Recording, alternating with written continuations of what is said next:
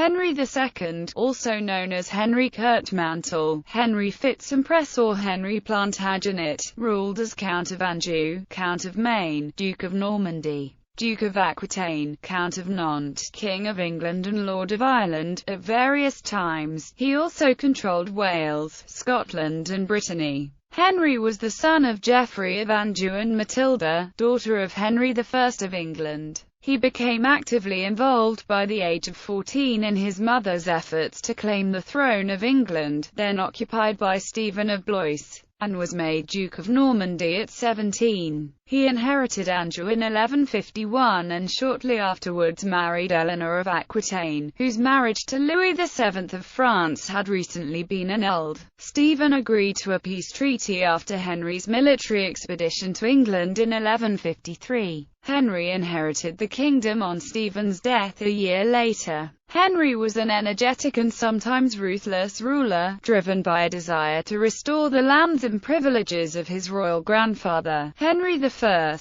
During the early years of the younger Henry's reign, he restored the royal administration in England, re-established hegemony over Wales and gained full control over his lands in Anjou, Maine and Touraine. Henry's desire to reform the relationship with the Church led to conflict with his former friend Thomas Becket, the Archbishop of Canterbury. This controversy lasted for much of the 1160s and resulted in Becket's murder in 1170. Henry soon came into conflict with Louis VII and the two rulers fought what has been termed a Cold War. Over several decades, Henry expanded his empire, often at Louis's expense, taking Brittany and pushing east into central France and south into Toulouse. Despite numerous peace conferences and treaties, no lasting agreement was reached. By 1172, he controlled England, large parts of Wales, the eastern half of Ireland and the western half of France, an area that would later come to be called the Angevin Empire. Henry and Eleanor had 8 children. As they grew up, tensions over the future inheritance of the empire began to emerge, encouraged by Louis and his son King Philip II.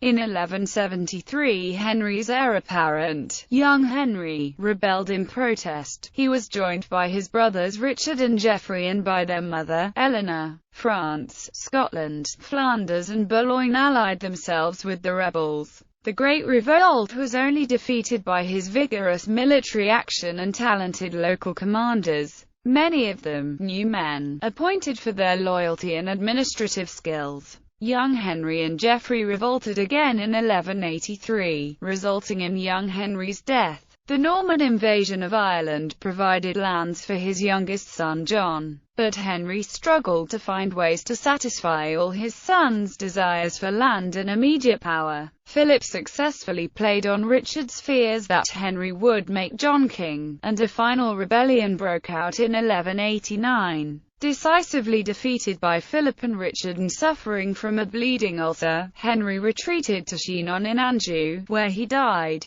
Henry's empire quickly collapsed during the reign of his youngest son John. Many of the changes Henry introduced during his long rule, however, had long-term consequences. Henry's legal changes are generally considered to have laid the basis for the English common law, while his intervention in Brittany, Wales and Scotland shaped the development of their societies and governmental systems. Historical interpretations of Henry's reign have changed considerably over time. In the 18th century, scholars argued that Henry was a driving force in the creation of a genuinely English monarchy and, ultimately, a unified Britain. During the Victorian expansion of the British Empire, historians were keenly interested in the formation of Henry's own empire, but they also expressed concern over his private life and treatment of Becket.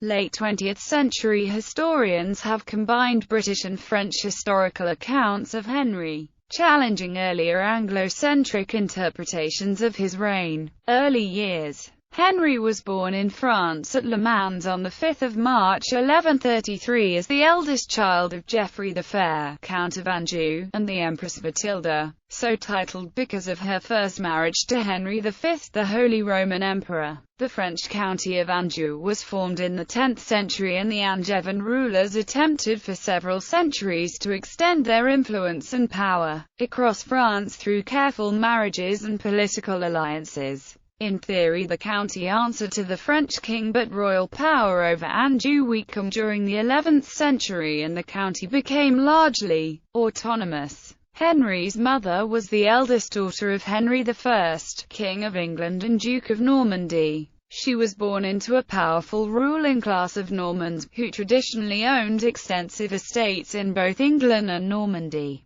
Matilda was married at a young age to Henry V. After his death, she was remarried to Geoffrey. Following Henry I's death in 1135, Matilda hoped to claim the English throne, but instead her cousin Stephen of Blois was crowned king and recognized as the Duke of Normandy, resulting in civil war between their rival supporters. Geoffrey took advantage of the confusion to attack the Duchy of Normandy, but played no direct role in the English conflict, leaving this to Matilda and her half-brother, Robert of Gloucester. The war, termed the Anarchy by Victorian historians, dragged on and degenerated into stalemate. Henry probably spent some of his earliest years in his mother's household, and accompanied Matilda to Normandy in the late 1130s. Henry's later childhood, probably from the age of 7, was spent in Anjou, where he was educated by Peter of Saintes, a noted grammarian of the day. In late 1142, Geoffrey decided to send the 9-year-old to Bristol, the centre of Angevin opposition to Stephen in the southwest of England, accompanied by Robert of Gloucester. Although having children educated in relatives' households was common among noblemen of the period,